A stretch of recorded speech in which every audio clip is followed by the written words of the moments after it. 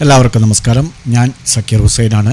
ഇന്ന് ജൂൺ 6 ചൊവ്വാഴ്ച.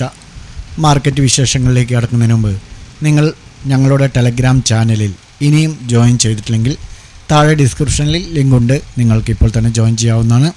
ഒരു ട്രേഡറാണെങ്കിൽ നിങ്ങൾക്ക് അത്യാവശ്യം എല്ലാ വിവരങ്ങളും അവിടെ ലഭിക്കുന്നതാണ്. ഓക്കെ, മാർക്കറ്റിലേക്ക് വരുമ്പോൾ അതായത് ഇന്നും ഇന്നലെയുമായി 24,500 എന്നുള്ള ആ ഒരു സപ്പോർട്ട് കീപ്പ് ചെയ്തുകൊണ്ട് നിഫ്റ്റി വലിയ ഒരു വോളറ്റൈലിറ്റിക്കാണ് സാക്ഷ്യം വഹിച്ചത്. പ്രധാനമായും റിച്ച് വാല്യുവേഷൻ, അതുപോലെ ഇന്ന് സെൻസെക്സ് എക്സ്പയറി, ട്രംപിൻ്റെ വ്യാപാര താരിഫുകളെ ചുറ്റിപ്പറ്റിയുള്ള വേൾഡ് വൈഡ് ടെൻഷൻ എന്നിവയ്ക്കിടയിൽ ഇൻവെസ്റ്റേഴ്സ് ശരിക്ക് കുടുങ്ങിപ്പോയിട്ടുണ്ട്. അതുകൊണ്ടായിരിക്കാം ഇന്ന് ഇന്ത്യൻ മാർക്കറ്റ് ഒരു വലിയ വോളറ്റൈലിറ്റി സംഭവിക്കാനുള്ള കാരണം എന്നാണ് വിചാരിക്കുന്നത്.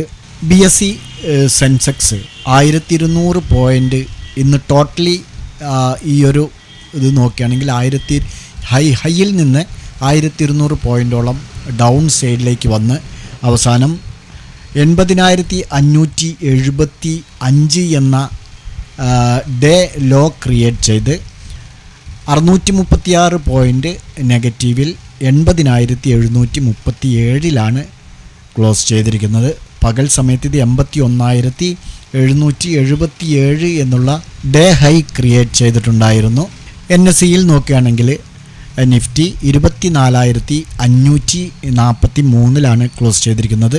174 പോയിൻ്റാണ് ഇന്ന് ഇടിഞ്ഞിരിക്കുന്നത്, അഥവാ 0.7%. ഇന്നത്തെ ദിവസം ഏകദേശം 350 പോയിൻ്റാണ് ഇന്ന് നിഫ്റ്റി ഇടിഞ്ഞിരിക്കുന്നത് ഡേ ഹൈയിൽ നിന്നും.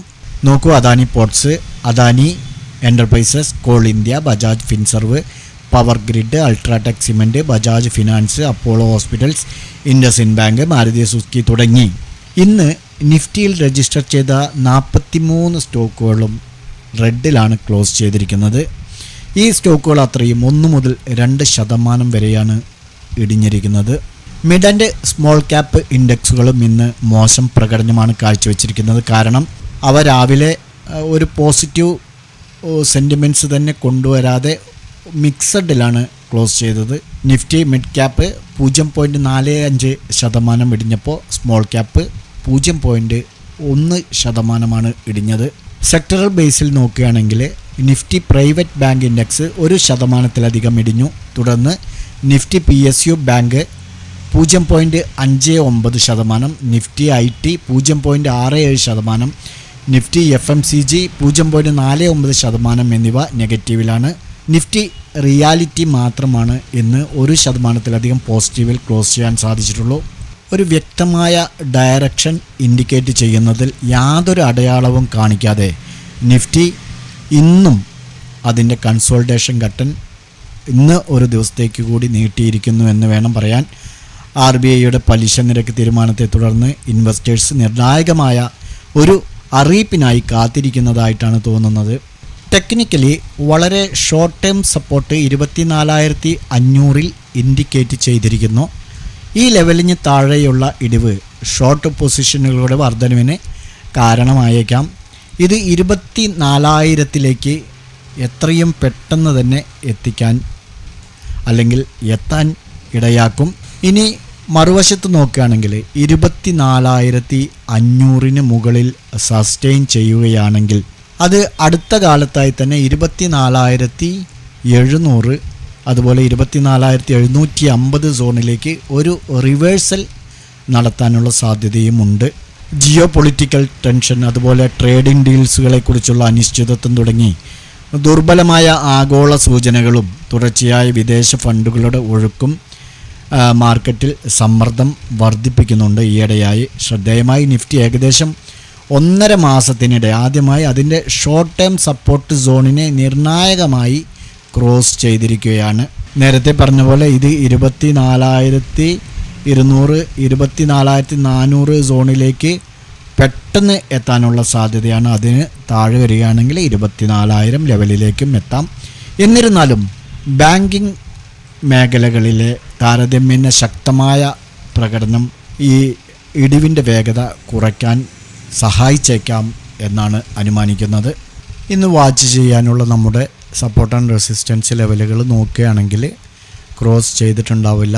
കാരണം ഇന്നൊരു വോളറ്റിലിറ്റി മാർക്കറ്റ് ആയിരുന്നു. ഒരു സൈഡ് വേ, അത് ഫാസ്റ്റ് സൈഡ് വേ, അതുകൊണ്ടാണ് വോളറ്റിലിറ്റി എന്ന് പറയുന്നത്. അപ്പോൾ നിഫ്റ്റിയിൽ നമുക്ക് ഇന്നൊരു എൻട്രി ലഭിച്ചിട്ടില്ല. ബാങ്ക് നിഫ്റ്റിയിലേക്ക് നോക്കുകയാണെങ്കിലും നമുക്ക് സപ്പോർട്ടിൻ്റെയും റെസിസ്റ്റൻസിൻ്റെയും ഇടയിൽ തന്നെയാണ് ട്രേഡിംഗ് ആയിരിക്കുന്നത്. സെൻസെക്സ് പ്രത്യേകം നോക്കേണ്ട ആവശ്യമില്ല. നോക്കൂ, സപ്പോർട്ട് ആൻഡ് റെസിസ്റ്റൻസിന് ഇടയിൽ തന്നെ ഇന്ന് ട്രേഡിംഗ് ആയിരിക്കുന്നു. അതുകൊണ്ട് തന്നെ 3 ഇൻഡെക്സുകളിലും നമുക്ക് ഇന്ന് ഒരു ട്രേഡിംഗ് ഓപ്പർച്യൂണിറ്റി ലഭിച്ചിട്ടില്ല. നമുക്ക് നാളെ സപ്പോർട്ട് ആൻഡ് റെസിസ്റ്റൻസ് ലെവലുകൾ നോക്കുകയാണെങ്കിൽ സപ്പോർട്ട് നമുക്ക് അല്പം താഴത്തേക്ക് വരയ്ക്കണം. 80,495 എന്നുള്ളതാണ് നമുക്ക് സെൻസെക്സിൽ ഇനി സപ്പോർട്ടായിട്ട് വാച്ച് ചെയ്യാനുള്ളത്. അതേപോലെ റെസിസ്റ്റൻസ് ആയിട്ട് നമുക്ക് ഈ ഒരു സോണിൽ നിന്ന് വാച്ച് ചെയ്യാവുന്നതാണ് 81,165. ഓക്കെ, അപ്പോൾ സെൻസെക്സിൽ നമുക്ക് ഇങ്ങനെ വാച്ച് ചെയ്യാവുന്നതാണ്. ബാങ്ക് നിഫ്റ്റിയിലേക്ക് വരുമ്പോൾ നമുക്ക് സപ്പോർട്ട് ആൻഡ് റെസിസ്റ്റൻസ് ലെവലുകളിൽ സപ്പോർട്ട് ലെവൽ 55,350 തന്നെയാണ്. റെസിസ്റ്റൻസ് നോക്കുകയാണെങ്കിൽ നമുക്ക് അല്പം താഴത്തേക്ക് വയ്ക്കാവുന്നതാണ് 55,870. ഓക്കെ, അപ്പോൾ ഈ ഒരു റേഞ്ചിൽ നമുക്ക് ബാങ്ക് നിഫ്റ്റി വാച്ച് ചെയ്യാവുന്നതാണ്. നിഫ്റ്റിയിലേക്ക് വരുമ്പോൾ സപ്പോർട്ട് ലെവൽ നമുക്ക് 24,450. ഓക്കെ, 24,450 താഴെ നോക്കിയാൽ മതി. ഓക്കെ, റെസിസ്റ്റൻസ് നമുക്ക് അല്പം ചേഞ്ച് ചെയ്യാവുന്നതാണ്. ഈ ഒരു സോണിൽ നിന്ന് നമുക്ക് വാച്ച് ചെയ്യാവുന്നതാണ് 24,670. അപ്പോൾ നിഫ്റ്റിയിൽ ഇങ്ങനെയും വാച്ച് ചെയ്യാം. ഈ 3 ഇൻഡെക്സുകളും നിങ്ങളുടെ ട്രേഡിംഗ് പ്ലാറ്റ്ഫോമിൽ ആഡ് ചെയ്ത് സപ്പോർട്ട് ആൻഡ് റെസിസ്റ്റൻസ് ലെവലുകൾ ബ്രേക്ക് ഔട്ട് ചെയ്യുന്നുണ്ടോ എന്നുള്ളത് നോക്കുക. ഞങ്ങളുടെ വീഡിയോ എഡ്യൂക്കേഷൻ പർപ്പസിന് വേണ്ടി മാത്രമാണ്. നാളെ നല്ലൊരു പ്രോഫിറ്റബിൾ ആവട്ടെ എന്ന് ആശംസിച്ചുകൊണ്ട് നിർത്തുന്നു. ബൈ.